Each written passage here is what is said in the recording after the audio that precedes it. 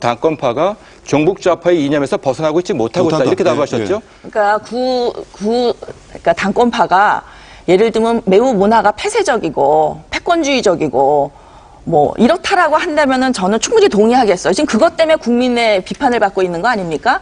그런데 왜 갑자기 종북 세력이 나오고 아니 그리고 이제 또 하나는 그 검찰 수사 얘기도 했는데 그 12.6 부정선거 그거는 정말 그 당내 비례대표 선거가 아니라 이거는 서울시장 보궐선거였습니다. 진짜 그 국가의 그 기본을 흔드는 그런 12.6 부정선거에 대해서 검찰이 뭐라 그랬습니까? 신의 영역에 속한다.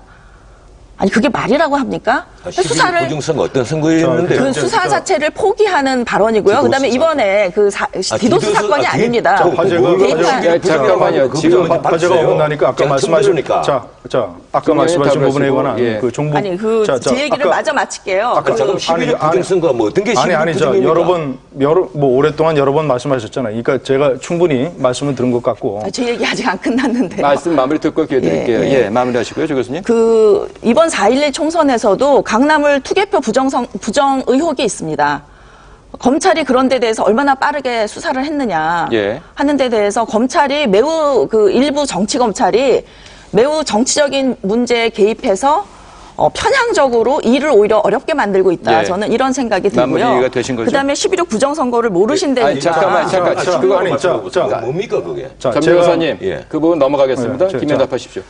뭐 11.6 신문을 좀 보세요. 모르시면. 11.6 부정선거라든가 또는 지난번에 있었던 서울 강남을 부정선거 논란 같은 문제를 거론을 하셔가지고 거기서 그 뭐 이번 토론의 주제와 상관이 없고 또 왜 이미 상관이 없습니까? 저도 얘기 좀 할까요? 이미 그 모든 진실과 이런 것들이 다 정리된 문제를 꺼낸 것에 대해서 제가 답변을 하는 것은 저는 시간이 아깝다고 생각하기 때문에 그 문제는 넘어가겠습니다. 아까 말씀하신 문제, 우리 사회가 그 정도의 종북 세력을 과연 용인할 수 없는 것이냐라는 문제, 저는 그것은 조기석 교수가 가지고 있는 굉장히 위험한 생각이라고 생각합니다. 왜냐하면 미국처럼 우리나라보다도 훨씬 안보나 국력이나 이런 체제가 강력한 체제가 연방헌법과 연방법에서 반역죄, 국가체제에 대해서 도전하거나 전쟁 행위를 하거나 그리고 적을 추정하거나 또는 적에게 도움이나 위안을 주는 행위를 반역죄로 규정을 해서 연방법과 또는 구체적인 여러 가지 법률로 철저하게 제어합니다. 국가안전법이라는 게 있어요.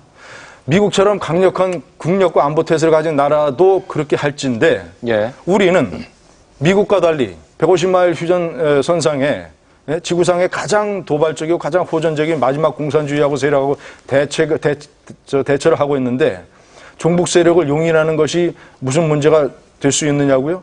저는 이런 나라일수록 국가체제나 안보에 관한 것은 훨씬 더 미국보다도 철저하게 단속을 해야 된다고 생각을 합니다. 그리고요, 우리 조기숙 교수께서 홍보수석을 맡았던 노무현 대통령 정권, 그 정권에서 종북 세력의 여러 가지 도전과 여러 가지 언행으로 인해서 국가안보가 얼마나 많이 위태로워졌었습니까? 인천에 있는 메가더 동생 때려부시려고 했던 게 종북 세력 아닙니까? 대표적인 종북 좌파 단체잖아요. 그거 다 노무현 대통령하고 당시 문재인 청와대에 있었던 민정수석, 그 나중에 대통령 비서실장 했던 그 사람들 다 용인했잖아요. 그리고 난민전, 법원이 반국가 단체로 규정했던 난민전이라고는 사회민주주의 혁명운동 조직, 노무현 정권 때 복권시켰잖아요. 민주화운동으로 탈바꿈시켰지 않습니까?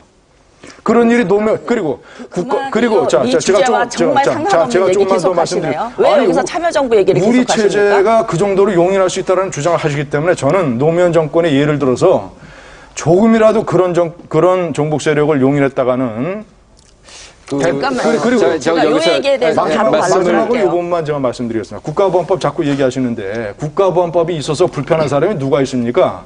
국가보안법을 박물관으로 보내야 되겠다고 얘기한 노무현 대통령과 그 노무현 대통령이 종북 세력에 대해서 관대한 모습을 보였던 것을 지지하는 노무현 대통령 정권의 핵심 세력들, 핵심 인사들, 그런 사람, 그리고 종북 좌파 세력, 이 사람들만 이 사람들만 빼놓고 국가보안법이 있어서 불편한 우리나라 국민이 어디 있습니까? 국가보안법은 이 체제를 지키기 위한 미국이 가지고 있는 국가안전법이라든가 또는 독일이 가지고 있는 여러 가지 체제 방어 법률, 이런 법률인데 그 나라보다 더 심각한 안보 위협을 받고 있는 나라에서 국가법이 있어야 되는데 그래서 저는 이 얘기를 마지막으로 드립니다. 잠깐 김 의원님께서 조 교수께서 하신 말씀에 대한 답을